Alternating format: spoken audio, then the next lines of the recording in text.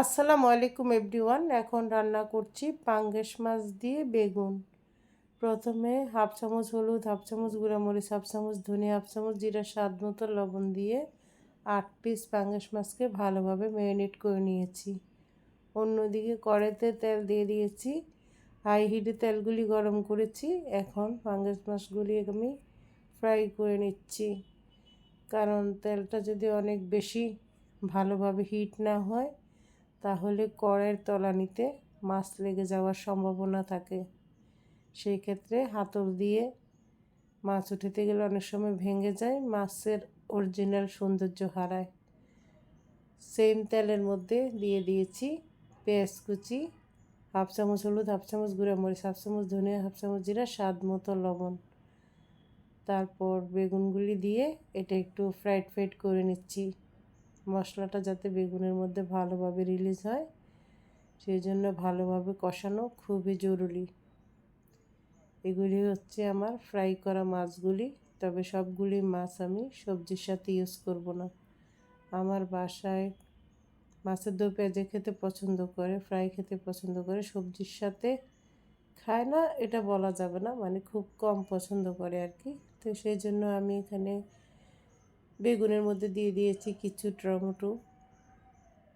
এভাবে আমি আরও কিছুক্ষণ এটা কষিয়ে নেব টমেটোটা সিদ্ধ হওয়া পর্যন্ত। তারপরে আমি দিয়ে দেবো এখানে পরিমাণ মতো পানি। একদম মাখা মাখা হবে, তবে আদা রসুন নামাতে আমার মনে ছিল না ডিপ থেকে, সেই জন্য আদা রসুনের পেস্ট দেয়া হয়নি।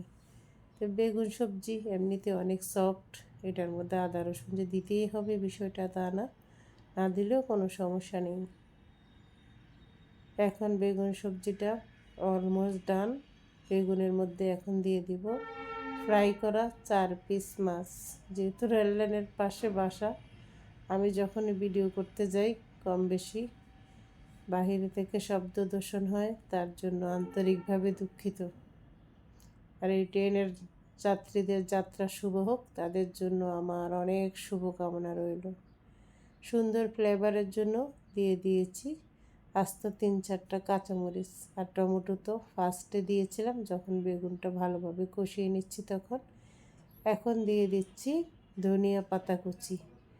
সুন্দর একটা অ্যারোমা বের হবে, খেতে খুবই সুস্বাদু হবে। বেগুন তো এমনিতেই আমার অনেক পছন্দের, বেগুন সবজি আমার কাছে সব রকমেরই ভালো লাগে।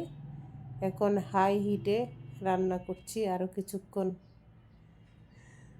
আমার বেগুন রান্না ডান। এটা হচ্ছে বেগুনের ফাইনাল লুক। তো বন্ধুরা সবাই ভালো থেকো, ভালোবাসা ও বিরাম।